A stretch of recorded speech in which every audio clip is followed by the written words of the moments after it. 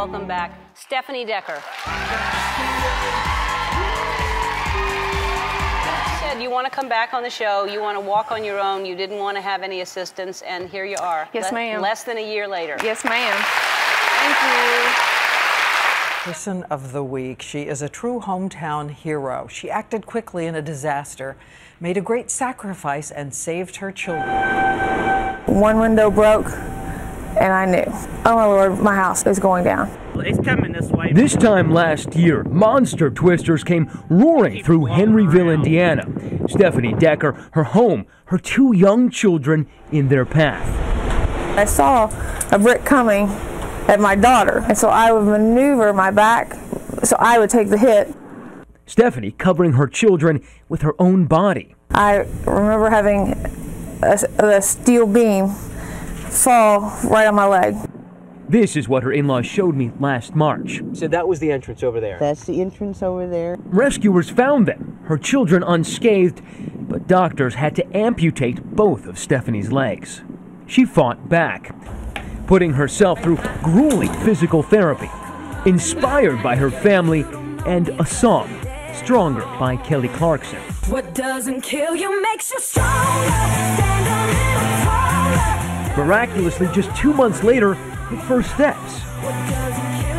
Then walking onto Ellen with that song and the crowd cheering her on. And then in hot pink sneaks and a big grin, standing on her own 2 feet to meet the president. This is just a new way of living. The worst thing that ever happened is me losing my legs. I'm good. But her most daring step yet, marching right into the Kentucky State House just last week. Nearly 2 million Americans use prosthetics.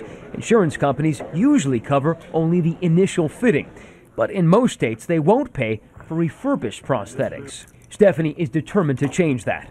Help me have other kids walk and play. And as she took us back to her destroyed home 1 year later, there in the concrete, handprints, an indelible testimony to the family's survival. And that song, now an anthem. This is what I was meant to do, and I'm excited that something from a bad situation, we can make something really good. I woke up several hours later in the recovery room, and I wake up to my husband bawling, and I said, "What's wrong?" I said, "I'm awake." And he goes, "Oh, no, you know." and he said, I asked him, I said, "Did I lose my legs?" And he said, and I could tell he didn't want to tell me, and then he said yes. And at the time I was incubated, so I'm writing on his hand, asking these questions. He wasn't bright enough to bring like something in to write on. He's not here, I can say that. And so I was writing on his hand, and so I cried. I grieved for about 10 minutes, and hard tears for what I'd lost. And then right after that, I said, okay, how are we going to deal with this? What are our challenges now? What are our options? He looked at me like I was crazy. He goes, "What do you mean?" And I said, "Well, it's time to start figuring out, how I'm going to walk again." And he said, "You're still in the ICU at U of L Hospital. Why are you worried?" I said, "Because we need a plan." I said, "That's how I am. Something bad happened, yes. Something traumatic happened, yes. But it's time to move forward. It's time to start a new chapter in our lives. Well, I got to figure out how to do this." And he goes, "Can you just give us a minute?" And I said, "No, where's the computer?" I don't consider myself disabled. I had someone interview me once and say, "Well, how does it feel to be disabled?" I said, "I don't know." And he kind of looked at me and goes, "I guess that was the wrong word." I said, "Yeah, it was." But no, I don't consider myself disabled at all. This is just a bump in the road. And we all have those bumps in the roads. Many of you, I'm sure, are facing those bumps in the roads right now. I get a lot of people that'll ask me, how do you stay motivated? How do you stay positive? How do you keep that kind of attitude? And I had to really think about it because to me it comes naturally. To me that's just part of who I am. So I really had to kind of go back and think about why my attitude's different maybe than the person next to me. I didn't know, and I realized that I'm a very goal-setting oriented person. So I was always like, okay, I'm going to set a goal. This is what we're going to do. I'm going to set a goal. This is what we're going to do. And being under the microscope, for national TV tends to really put the pressure on. And back to that pressure player again, I thought, that's a lot of why my attitude the way it is. I compete. I'm driven. I have determination. I have desire. If someone tells me I can't do something, that is all the motivation in the world I need to do it. A prime example, I was at the gym with my physical therapist, and there's this Boasty ball, and I don't know if you know what a Boasty ball is, but it's kind of a platform with a ball underneath, so balance on it.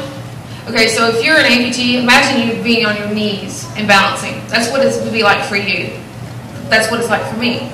On your knees, balancing on this Boasty ball.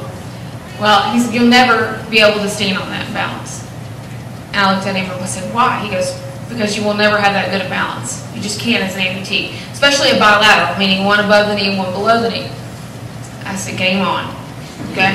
So my trainer and I worked, and she was great. She still is great. Worked hard. And the next week he came in to the gym for therapy. I said, we got a little surprise for you. So I got on that Boasty ball, and I stood on that Boasty ball for 10 minutes and lifted weights. He looked at me.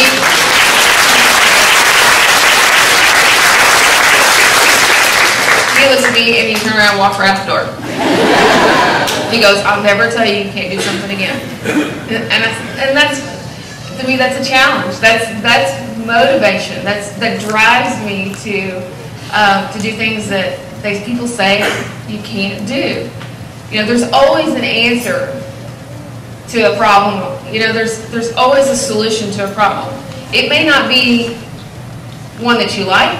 It might not be the answer that you want to hear, but there's an answer. You just got to find out what it is.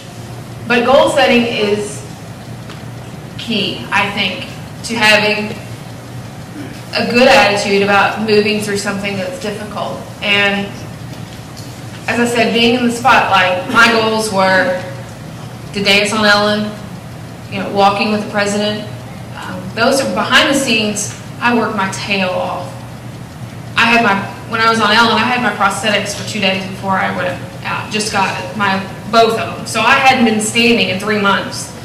And then standing on what's considered 12-foot stilts was an incredible feat in the first place. You think you can stand up, you're going to be able to walk.